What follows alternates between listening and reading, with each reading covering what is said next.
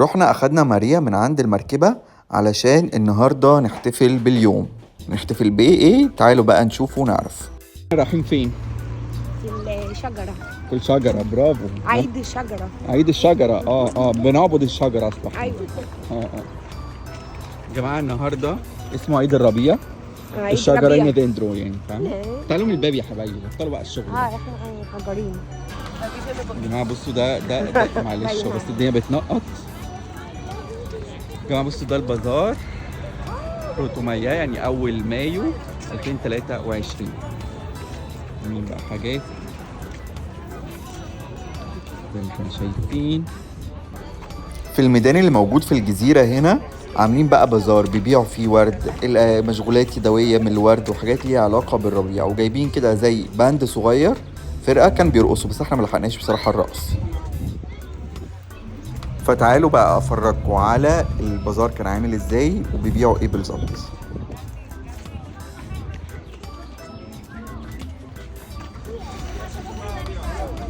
انتي بقى بتعملي ايه بقى كل بروتو مايو؟ بتعملي ايه؟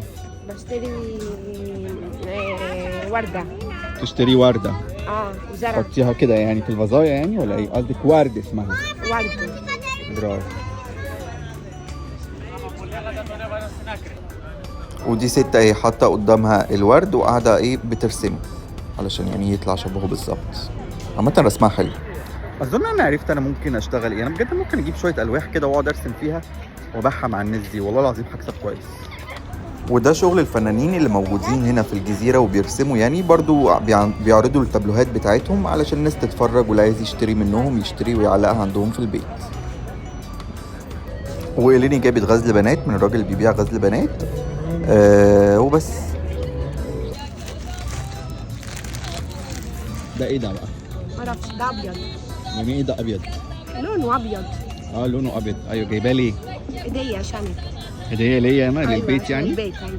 يعني لازم كده كل يوم 1 مايو يجيبوا زرع للناس صح؟ للبيت. انا مش جاية ضيوف، جبت لك هدية. انت صاحبة بيت.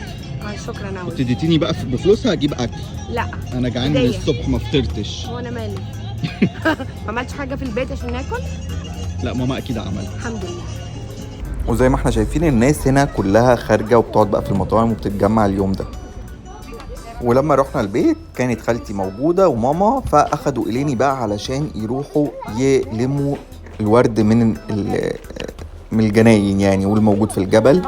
كل الأهالي الساكنين هنا في الجزيرة عامة اليوم ده بيخرجوا مع أطفالهم ويروحوا يلموا ورد من الجناين علشان بقى يعملوا بيه إيه. هيعملوا بيه إيه؟ تعالوا أقول لكم. طيب العادة دي موجودة من زمان جدا، وزي ما قلت لكم هما بيبتدوها من يوم 1 مايو اللي هو الاحتفالات بالربيع. العالم كله بيحتفل بعيد العمال، في اليونان بقى بيحتفلوا بالربيع.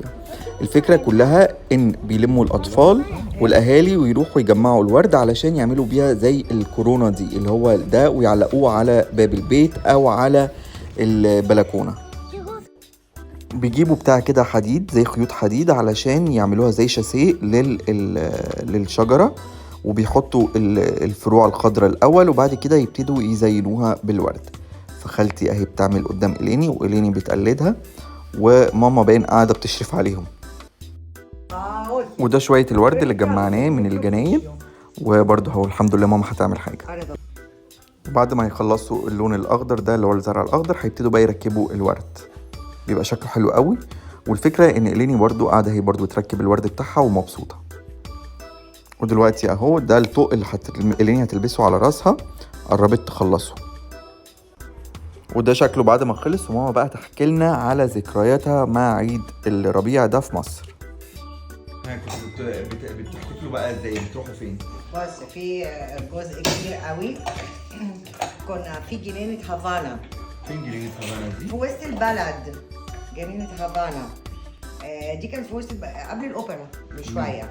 دي جزء كبير من الجالية اليونانية كنا نروح هناك يوم 1 مايو، يعني ممكن من الفجر أو من 6-7 الصبح كان يبتدوا الناس تروح. طبعا بيبقى حاجزين ترابيزات. جنينة هافانا كان تقريبا من زمان فيها زي ستيج في النص، كان زمان الأوركسترا وكده. الستيج ده اليوم ده بيبقى تجار الورد جاي جم في الستيج ده وحاطين كميه قرنفل، ورد بلدي، كل انواع الورد كده، مش بوكيهات كده، عشان الناس احنا الجاليه لما نروح نبتدي.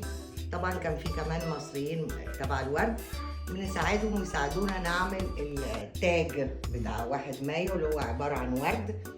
التاج ده كنا بناخده ونحطه بره باب الشقه طول السنه، يعني نحط بره باب الشقه ويفضل الورد ده البوكيه ده طول السنه. التاج ده يعني ايه يبقى طول السنه حظنا ورد، حظنا حلو يعني، لغايه ما السنه الثانيه نعمل الجديد نشيل القديم. كان في ناس انا فاكره بابا كان يحط معاه توم عشان الحظ يعني، عشان العين. في نفس الوقت عملنا البوكيهات دي، كان في ستيج تاني، في رقص، في غنى، الترابيزات كلها بمفارش بيضة. انا فاكره بقى الجرسونات في المطبخ في هافانا جمال لابسين ابيض بالحزام الاحمر ده. وكان لازم اليوم ده الاكل كله حاجات ايه، ورق عنب، سلطات، حاجات كده بتاعت الربيع الجميله. فعلا الذكريات دي فضلت في مخ الواحد مش قادره انساها. طبعا ما ده كان وقت يعني كان امتى، سنه كام؟ يعني في حدود السبعينات مثلا؟ بص انا عشت الحاجات دي في السبعينات. اوكي، بس الحاجات دي كانت اساسا من الاول. فهمت ازاي؟ لا، وعندي صور على فكره لغايه دلوقتي. جنينه هافانا دي كانت جميله في شم النسيم، وبرده كان ليها حفلات تانية. كان كلنا بنتلم هناك يعني، نقعد بقى يوم ده يوم 1 مايو. يوم 1 مايو يعني اليوم كله من الصبح نعمل في ورد. غير تعالى بقى بعد كده كبرت يعني كنت في هافانا، بس كان احنا تبع الكشافه اليونانيه. الكشافه اليونانيه برضو كنا في الكشافه نجيب لنا الورد، نعمل الكورونا دي، التاج ده للبيبان، وكل جروب يروح يوزع للبيبان للناس اليونانيين اللي بره الباب. وكان عندنا العناوين على فكره، كان عادي لابسين كشافه ماسكين زي عصايه كبيره وفيها كله التاج. وانا مثلا ماسكه شارع الجمهوريه مع زمايلي عارفين العناوين، نروح نخبط نديلهم التاج. برضو دي كانت طقوس بتاعت الربيع.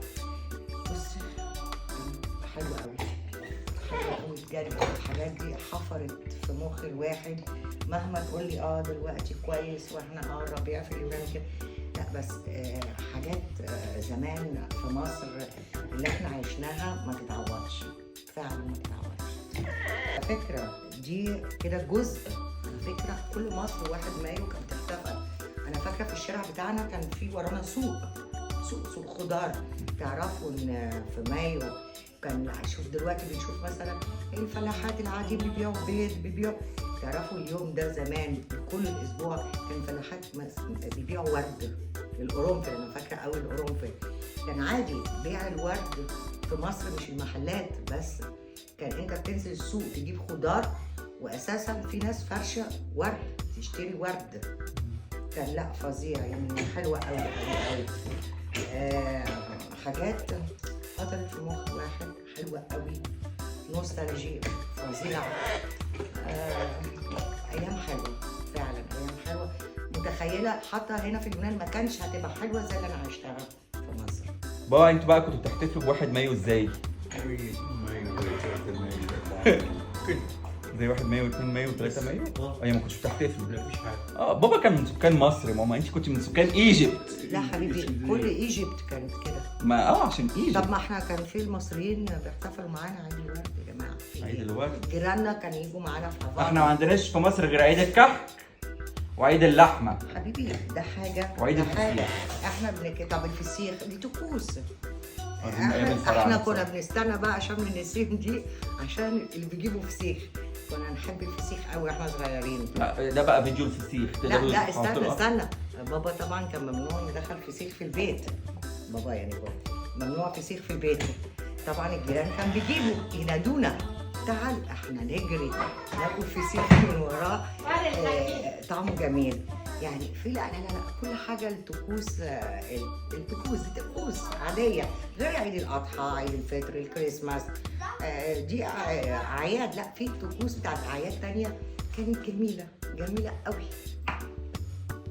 وبمناسبة بقى الربيع، انا برضو رحت جبت ورد وعملنا قعدة حلوة قوي قوي في الجنينة، هبقى افرجكم عليها لما نخلصها. وتقولوا لنا رايكم.